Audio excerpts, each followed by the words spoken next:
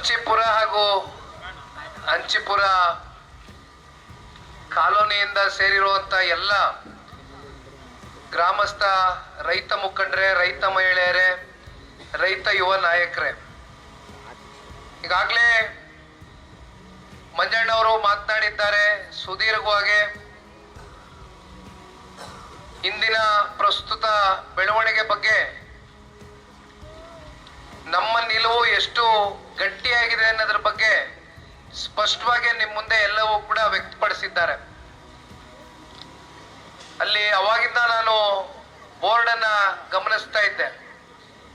ಜೀವ ಕೊಟ್ಟೆವು, ಭೂಮಿ ಕೊಡಲ್ಲ ಅಂತ ಹಾಕೊಂಡಿದ್ದೀರಿ. ಮಂಜಣ್ಣವರು ಸುಮ್ಮನೆ ನಿಮಗೆ ಕಾಲೆಳಿತಾ ಇದ್ರು, ತಮಾಷೆಯಾಗಿ ಪರೀಕ್ಷೆ ಮಾಡ್ತಾ ಇದ್ರು. ನಿಮಗೂ ಗೊತ್ತು, ನನಗೆ ಗೊತ್ತಿದೆ. ಇಲ್ಲಿ 99.9% ಯಾರು ಕೂಡ ಇಲ್ಲಿ ಇಂಚ್ ಭೂಮಿನೂ ಕೂಡ, ಇಂಚ್ ಜಾಗನೂ ಕೂಡ ಯಾರೇ ಬಂದು ಎಷ್ಟೇ ಒತ್ತಡ ಹಾಕಿದ್ರು ಮಣಿತಕ್ಕಂಥ ಪ್ರಶ್ನೆನೇ ಇಲ್ಲ ಅಂತಕ್ಕಂಥದ್ದನ್ನ ನೀವೆಲ್ಲರೂ ನಿರ್ಧಾರ ಮಾಡಿದ್ದೀರಾ ಅಂತಕ್ಕಂಥದ್ದನ್ನ ನಾನು ಗಟ್ಟಿಯಾಗಿ ನಂಬಿದ್ದೇನೆ ತಾಯಿ. ದಯವಿಟ್ಟು ಧೃತಿಗೆಡ್ತಕ್ಕಂಥದ್ದು ಬೇಡ, ಆತಂಕಕ್ಕೆ ಒಳಗಾಗ್ತಕ್ಕಂಥದ್ದು ಬೇಡ. ನನಗೆ ಗೊತ್ತಿದೆ ನೀವೆಲ್ಲರೂ ನಿಮ್ಮ ತಾತ, ಮುತ್ತಜ್ಜ, ತಂದೆ, ತಾಯಿ ಕಾಲದಿಂದನೂ ನಿರಂತರವಾಗಿ ನಿಮ್ಮ ಪಿತ್ರಾರ್ಜಿತ ಆಸ್ತಿಯನ್ನ ಕಷ್ಟಪಟ್ಟು ಬೆವರು ಸುರಿಸಿ ಕೃಷಿ ಮಾಡುವ ಮೂಲಕ ಹೋರಾಟ ಮಾಡ್ಕೊಂಡು ಸಂಪಾದನೆ ಮಾಡ್ಕೊಂಡು ಬಂದಿರತಕ್ಕಂಥ ನಿಮ್ಮ ಹಕ್ಕಿನ, ನಿಮ್ಮ ಆಸ್ತಿ, ನಿಮ್ಮ ಭೂಮಿಗೆ ಯಾವ ಮೂರನೇ ವ್ಯಕ್ತಿ ಬಂದು ನಿರ್ಧಾರ ತಗೊಳ್ತಕ್ಕಂಥದ್ದಕ್ಕೆ ಯಾವ ಕಾರಣಕ್ಕೂ ಕೂಡ ಅವ್ರಿಗೆ ಹಕ್ಕನ್ನ ಕೊಡ್ತಕ್ಕಂಥದ್ದು ಆಗ್ಬಾರ್ದು ತಾಯಿ. ದಯಮಾಡಿ ಎಷ್ಟೇ ಒತ್ತಡ ಬರಲಿ, ಎಷ್ಟೇ ಸವಾಲುಗಳು ಎದುರಿಸೋಣ, ನಿಮ್ಮ ಜೊತೆನಲ್ಲಿ ದೇವೇಗೌಡರ ಕುಟುಂಬ, ಕುಮಾರಣ್ಣನ ಆದಿಯಾಗಿ, ನಿಖಿಲ್ ಕುಮಾರಸ್ವಾಮಿಯ ಆದಿಯಾಗಿ, ಮಂಜಣ್ಣ ಅವರ ಆದಿಯಾಗಿ ಇವತ್ತು ನಿಮ್ಮ ಮುಂದೆ ಬಂದು ನಿಂತಿದ್ದೀವಿ. ಎರಡೂ ಪಂಚಾಯಿತಿಗಳಲ್ಲೂ ಬೆಳಗಿಂದ ಎಲ್ಲಾ ಗ್ರಾಮಗಳಿಗೂ ಭೇಟಿಯನ್ನ ಕೊಡುವ ಮೂಲಕ ಇರ್ತಕ್ಕಂಥ ವಾಸ್ತವ ಸ್ಥಿತಿ ಏನಿದೆ, ಎಷ್ಟು ಜನ ಕೃಷಿಯನ್ನ ಮಾಡುವ ಮೂಲಕ, ಹೈನುಗಾರಿಕೆಯನ್ನ ಮಾಡುವ ಮೂಲಕ, ಎಷ್ಟು ಜನ ನೀವು ತೋಟಗಾರಿಕೆಯನ್ನ ಮಾಡ್ತಾ ಇದ್ದೀರಿ, ಹಣ್ಣು, ಹೂವು, ತರಕಾರಿ, ರೇಷ್ಮೆ ಬೆಳೀತಾ ಇದ್ದೀರಿ, ಇವೆಲ್ಲವನ್ನ ಕಣ್ಣಾರೆ ನಾನು ನೋಡ್ಕೊಂಡು ಬಂದಿದ್ದೇನೆ. ಬಹಳ ಜನಕ್ಕೆ 1 ಇಂಚು ಭೂಮಿ ಇಲ್ಲದೆ ಹೋದ್ರು ಕೂಡ ಗುತ್ತಿಗೆಗೆ ತಗೊಂಡು ಮತ್ತೊಬ್ರು ಜಮೀನನ್ನ ಲೀಸ್ಗೆ ತಗೊಂಡು ಅಲ್ಲಿ ಹಸಗಳು ಸಾಕೊಂಡು ನೀವು ಬದುಕನ್ನ ಯಾಗೋ ಒಂದು ಗೌರವದ ಬದುಕನ್ನ ಕಟ್ಕೊಂಡಿದ್ದೀರಿ. ನಿಮ್ಮ ಬದುಕಿನ ಜೊತೆ ಚೆಲ್ಲಾಟ ಆಡ್ತಕ್ಕಂಥದ್ದು ನಿಮ್ಮನ್ನ ಯಾರನ್ನೂ ಕೂಡ ಇಲ್ಲಿವರೆಗೂ ಚುನಾವಣಾ ಅಧಿಕಾರಿಗಳು ಅಂತ ಇಲ್ಲೇನ್ ಕುಂತವ್ರೆ ಜಿಲ್ಲೆಯಲ್ಲಿ, ಇವರೆಲ್ಲ ಏನಾಗ್ಬಿಟ್ಟಿದೆ, ಸರ್ಕಾರದ ಕಪ್ಪಿ ಮುಷ್ಟಿಯಲ್ಲಿ ಸಿಗಾಕಬಿಟ್ಟಿದ್ದಾರೆ. ಇವ್ರಿಗೆ ಒಳಗಡೆ ಒಂದ್ ಅರ್ಥ ಆಗ್ತಾ ಇಲ್ಲ. ಸರ್ಕಾರಗಳು ಬದಲಾವಣೆ ಆಗ್ತದೆ, ಆದ್ರೆ ಅವರ ಆತ್ಮಸಾಕ್ಷಿಗೆ ಅನುಗುಣವಾಗಿ ಅವ್ರೇನ್ ಕೆಲಸ ಮಾಡ್ಬೇಕಾಗಿತ್ತು ಅಧಿಕಾರಿಗಳು, ಅದಕ್ಕೆ ಅವರು ಮೋಸ ಮಾಡ್ಕೊತಾ ಇದ್ದಾರೆ. ಅಂತಿಮವಾಗಿ ಅದಕ್ಕೆ ತಾಯಿ ಚಾಮುಂಡಮ್ಮ ಉತ್ತರ ಕೊಡ್ತಾಳೆ.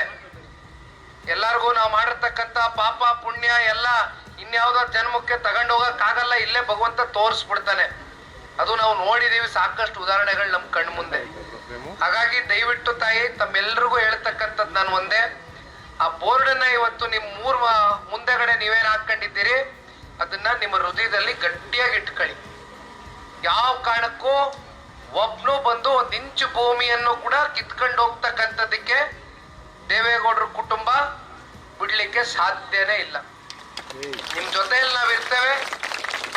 ನನಗೆ ಗೊತ್ತಿದೆ, ಮಂಜಣ್ಣ ಅವ್ರಿಗೂ ಗೊತ್ತಿದೆ, ಬೆಳಗ್ಗೆನೂ ಮಾತಾಡ್ತಾ ಇದ್ವಿ. ಈ ತಿಂಗಳು ಕೊನೆಯಲ್ಲಿ ಅಂತಿಮ ಅಧಿಸೂಚನೆಯನ್ನ ಹೊರಡಿಸ್ಬೇಕು, ಫೈನಲ್ ನೋಟಿಫಿಕೇಶನ್ ಅಂತಕ್ಕಂಥದ್ದು ಬಹುಶಃ ಈಗಾಗಲೇ ಒಂದಷ್ಟು ತಯಾರಿಗಳು ಮಾಡ್ಕೊಂಡಂಗೆ ಕಾಣ್ತಾ ಇದೆ. ಯಾಕೆಂದ್ರೆ ತಾಯಿ ಕುಮಾರಣ್ಣ ಅವ್ರನ್ನ ನೋಡಿದಿರಿ. ಕುಮಾರಣ್ಣ ಅವ್ರ ಕನ್ಸಿನ ಕೂಸು ಅಂತ ಎಲ್ಲ ಕಡೆ ಮಾತಾಡೋ ಕಾಂಗ್ರೆಸ್ನವರು ಕುಮಾರಣ್ಣ ಅವರು ಯಾವುದೇ ಒಂದು ಕಾರ್ಯಕ್ರಮ ಮಾಡಬೇಕು ಅಂತಕ್ಕಂಥದ್ದಾದ್ರೂ ಕೂಡ ಜನಪರವಾಗಿ ಯಾವ ರೀತಿ ಅವ್ರಿಗೆ ಅದರಿಂದ ಒಳ್ಳೇದಾಗತ್ತೆ ಅನ್ನೋದನ್ನ ಚಿಂತನೆ ಮಾಡಿ ಮಾಡ್ತಾರೆ ಹೊರತುಪಡಿಸಿ ನಮ್ಮ ರೈತರಿಗೆ ನೋವು ಕೊಟ್ಕೊಂಡು ನಮ್ಮ ರೈತ ಕಣ್ಣಲ್ಲಿ ನೀರು ಹಾಕಿಸ್ಕೊಂಡು ಎಂದೂ ಕೂಡ ಕುಮಾರಣ್ಣ ಯಾವುದು ನಿರ್ಧಾರ ತಗೊಂಡಿಲ್ಲ. ಮೊದಲನೇ ಬಾರಿ ಮುಖ್ಯಮಂತ್ರಿ ಇದ್ದಾಗ ಸತತವಾಗಿ 3ನೇ ಮೀಟಿಂಗ್ ಅಲ್ಲಿ ಕೃಷ್ಣ ಕಚೇರಿಯಲ್ಲಿ ಬಹಳ ಜನ ಸಾಕ್ಷಿ ಇದ್ದೀರಣ್ಣ. ಬಹಳ ಜನ ರೈತ ಮುಖಂಡರುಗಳು, ಹಿರಿಯಕರು, ಇನ್ನು ಬದುಕಿರ್ತಕ್ಕಂಥವ್ರು ಬಹಳ ಜನ ಹಿರಿಜೀವಿಗಳಿದ್ದಾರೆ. ಅನೇಕ ವಾಹಿನಿಗಳಲ್ಲಿ ಸಂದರ್ಶನ ಮಾಡಬೇಕಾದ್ರೆ ನಾನೇ ನೋಡಿದ್ದೇನೆ. ಕುಮಾರಣ್ಣ ಅವರು ಹೇಳದಂತ ಎಲ್ಲ ಅಂಶವೂ ಕೂಡ ರೈತ ಮುಖಂಡರು ಈಗಲೂ ಕೂಡ ಅದನ್ನೇ ಪುನರ್ರಚಿಸ್ತಾರೆ. 3ನೇ ಬಾರಿ ಬಂದು ಕುಮಾರಣ್ಣ ಅವ್ರ ಹತ್ರ ಯಾತಕ್ಕೋಸ್ಕರ ಈ ಭೂಮಿಯನ್ನ ಬಿಡಬೇಕು, ಮತ್ತಿನ್ನೆಲ್ಲಾದ್ರೂ ಆಯ್ಕೆ ಮಾಡ್ಕೊಳ್ಳಿ ಮಾಡೋದಾದ್ರೆ ಅಂತಕ್ಕಂಥದ್ನ ಹೇಳಿದಾಗ ಕುಮಾರಣ್ಣ ಅವರು ಹಿಂದೆ ಮುಂದೆ ನೋಡ್ದಿರ ಬಿಡ್ತಾರೆ. ಅದಕ್ಕೆ ಕಾರಣ ಒಂದು ರೈತ ಮಹಿಳೆ, ಒಂದು ಹೆಣ್ಣು ಮಗಳು ಕುಮಾರಣ್ಣ ಅವ್ರಿಗೆ ಹೇಳದಂತ ಒಂದು ಮಾತೇನಿತ್ತು, ಅವರ ಹೃದಯಕ್ಕೆ ನಾಟುತ್ತೆ. ಯಾಕೆ ಆ ವ್ಯಕ್ತಿಯ ಹೃದಯಕ್ಕೆ ನಾಟುತ್ತೆ ಅಂದ್ರೆ, ಯಾಕೆಂದ್ರೆ ಆತ ಒಬ್ಬ ಹೃದಯವಂತ, ಹೃದಯ ಶ್ರೀಮಂತಿಕೆ ಇರ್ತಕ್ಕಂಥ ವ್ಯಕ್ತಿ, ಹೃದಯನೇ ಇಲ್ಲದೆ ಇರ್ತಕ್ಕಂಥವ್ರು. ಏನ್ ಬಯಸ್ತೀರ ನೀವು? ಅಲ್ಲೆಲ್ಲೋ ವಿಧಾನಸೌಧದ ಮಾಡಿಯಲ್ಲಿ ಅದು ಯಾವ್ದೋ ಕಚೇರಿಯಲ್ಲಿ ಕೂತ್ಕೊಂಡು, ಕಾಲೇಜ್ ಕಚೇರಿಯಲ್ಲಿ ಕೂತ್ಕೊಂಡು 80% ಜನ ಶೇಕಡ ರೈತರು ಒಪ್ಕೊಂಡೇ ಬಿಟ್ಟಿದ್ದಾರೆ, ಸಹಿ ಹಾಕ್ಬಿಟ್ಟಿದ್ದಾರೆ, ಭೂಮಿ ಕೊಡಕ್ ಸಿದ್ಧರಾಗ್ಬಿಟ್ಟಿದ್ದಾರೆ ಅಂತ ಹೇಳ್ತಾ ಇರ್ತಾಯಿ. ತಾವು ನೋಡಿದ್ರಲ್ವಾ?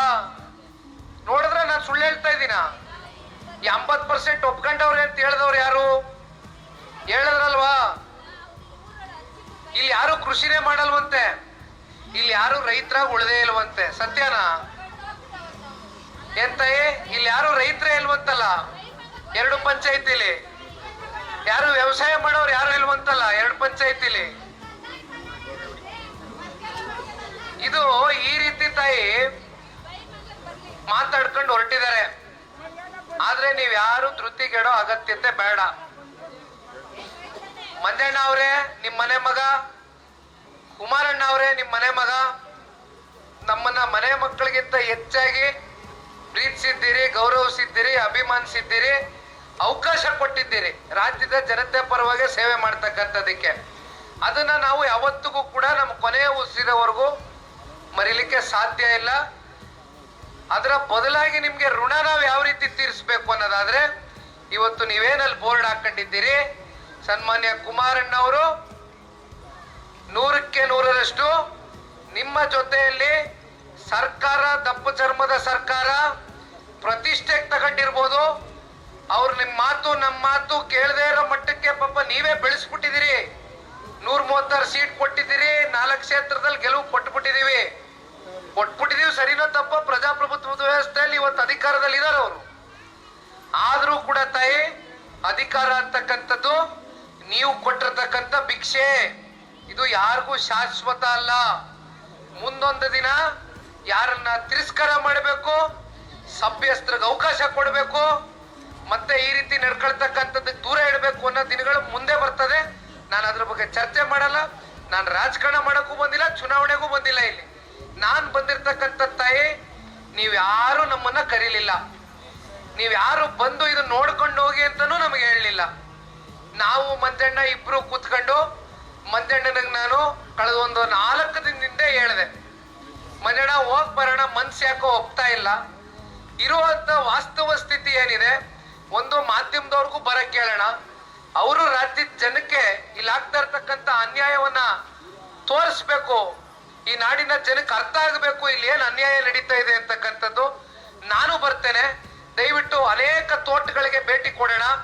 ಏನೇನು ಕೃಷಿ ಮಾಡ್ತಾ ಇದ್ದಾರೆ, ಇವತ್ತು ಸೌತೆಕಾಯಿ ಬೆಳೀತಕ್ಕಂಥ ರೈತರ ತೋಟಕ್ಕೆ ಹೋಗಿದ್ದೆ, ಬದನೆಕಾಯಿ ಬೆಳೀತಕ್ಕಂಥವ್ರ ತೋಟಕ್ಕೆ ಹೋಗಿದ್ದೆ, ಬಾಳೆ ಗಿಡ ಇರ್ತಕ್ಕಂಥ ತೋಟಕ್ಕೆ ಹೋಗಿದ್ದೆ, ಇನ್ನ ಪರಂಗಿ ಹಣ್ಣು ಕೊಟ್ರು, ಎಲ್ಲಾ ರೀತಿ ಪಾಪ ಹಣ್ಣು ಹಂಪ್ಲು ತರಕಾರಿ ಎಲ್ಲ, ಮಾವಿನ ಹಣ್ಣು ಸಹಿತ ಕೊಟ್ಟು ಕಳಿಸಿದಿರಿ, ಅಲ್ಲೇ ಗಾಡಿನೆಲ್ಲ ಇಟ್ಕೊಂಡಿದೀನಿ.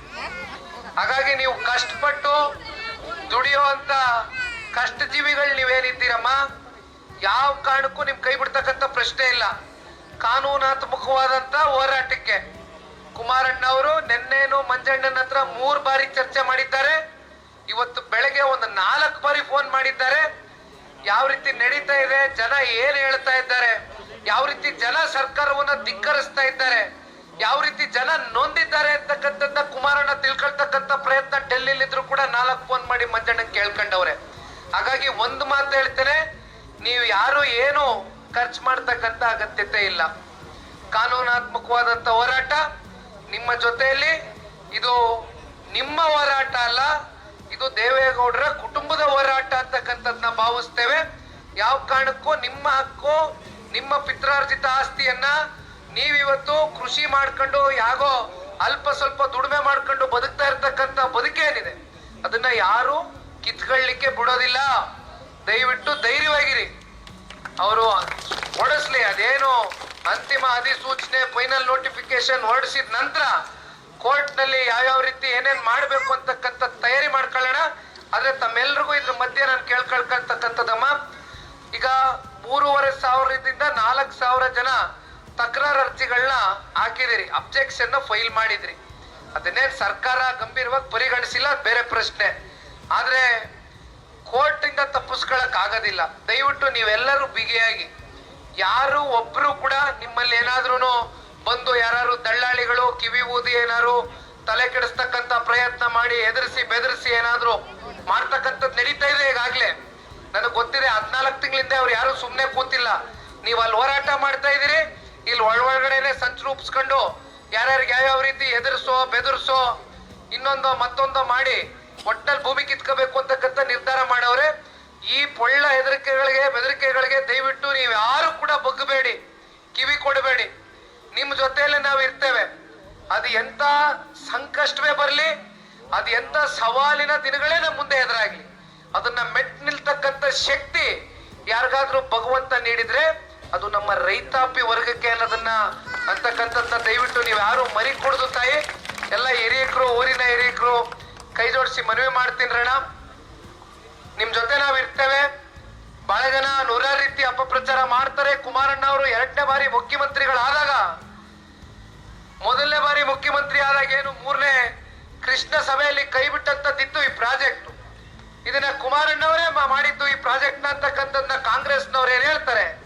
ಆ 14 ತಿಂಗಳು 2ನೇ ಬಾರಿ ನೀವು ಕೊಟ್ಟಂತ ಒಂದು ಅವಕಾಶದ ಮೇಲೆ ಮುಖ್ಯಮಂತ್ರಿ ಆದಂತ ಕುಮಾರಣ್ಣ ಅವರು ಆ ಪ್ರಾಜೆಕ್ಟ್ ನ ಏನಾದ್ರೂ ಕೈ ಹಾಕಿದ್ರ, ಮತ್ತೆ ಇಲ್ಲೇನಾದ್ರೂ ಅದೆಂತದೋ AI ಸಿಟಿ ಸ್ಮಾರ್ಟ್ ಸಿಟಿ ಮಾಡ್ಬೇಕು ಅಂತಕ್ಕಂಥದ್ದು ಏನಾದ್ರೂ ಅವ್ರ ತಲೆಯಲ್ಲಿ ಬಂದು ಒಂದು ದಿನನಾದ್ರೂ ಚರ್ಚೆ ಮಾಡಿದ್ರ?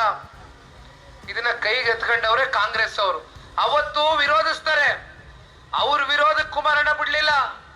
ರೈತರು ಬೇಡ ಅಂದಿದ್ದಕ್ಕೆ ತಲೆಬಾಗಿ ರೈತರಿಗೆ ಗೌರವ ಕೊಡ್ಬೇಕು, ರೈತರ ಕಣ್ಣಲ್ಲಿ ನೀರ್ ಹಾಕ್ಸ್ಬಾರ್ದು ಅಂತ ತಲೆಬಾಗಿ ಕುಮಾರಣ್ಣ ಅವರು ಪ್ರಾಜೆಕ್ಟ್ ಅನ್ನ ಬಿಡ್ತಾರೆ. ಅವತ್ತು ವಿರೋಧಿಸಿದವರು ಇವತ್ತು ಕುಮಾರಣ್ಣನ ತಲೆ ಕಟ್ಟಿ ಅದೆಂತದೋ ಕುಮಾರಣ್ಣನ ಕನ್ಸಿನ ಕೂಸಂತೆ, ಅದನ್ನ ಇವ್ರೇನೋ ಪಾಪ ಇವ್ರು ಮುಂದುವರಿಸ್ತಾವ್ರಂತೆ. ಯಾರ್ರೀ ಕಟ್ಟಿರೋನು? ಯಾರ್ರೀ ತಲೆ ಮೇಲೆ ಕಟ್ಕೊಂಡ್ ಮೇರಿ ಅಂತ ಹೇಳ್ತಾ ಇರೋನು? ರೈತರಿಗೆ ತೊಂದರೆ ಕೊಡಿ ಅಂತ ಏನಾರು ಕುಮಾರಣ್ಣನ ಕುಟುಂಬ ಹೇಳಿದ್ದ? ದೇವೇಗೌಡರು ಹೇಳಿದ್ರ? ಮಂಜಣ್ಣ ಅವ್ರು ಹೇಳಿದ್ರ? ನೀವು ಇಲ್ಲಿ ಒಳಗಡೆ ರಿಯಲ್ ಎಸ್ಟೇಟ್ ಉದ್ಯಮಿಗಳಿಗೆ ಇಲ್ಲಿ ಮಣೆ ಹಾಕೊಂಡು ನೀವು ದುಡ್ಡು ಮಾಡೋದಕ್ಕೋಸ್ಕರ ಇಲ್ಲಿರ್ತಕ್ಕಂಥ 9,600 ಎಕರೆ ರೈತರ ಜಮೀನಲ್ಲಿ ಲೂಟಿ ಮಾಡಕ್ ಹೋಗ್ತಾ ಇರ್ತಕ್ಕಂಥವ್ರು ನೀವು ಕಾಂಗ್ರೆಸ್ ಅವರು. ದಯವಿಟ್ಟು ತಾಯಿ, ಇದು ಬಹುಶಃ ಕೊನೆ ಸಭೆ, ಇವತ್ತಿಗೆ ಮುಕ್ತಾಯ ಆಗ್ತಾ ಇದೆ. ಆದ್ರೆ ಒಂದು ತಮ್ಮೆಲ್ರಿಗೂ ಹೇಳ್ತೀನಿ, ಇದು 2ನೇ ಹೋರಾಟ ನಾನು ಇವತ್ತು ಬಂದು ಪಾಲ್ಗೊಳ್ತಾ ಇರ್ತಕ್ಕಂಥದ್ದು.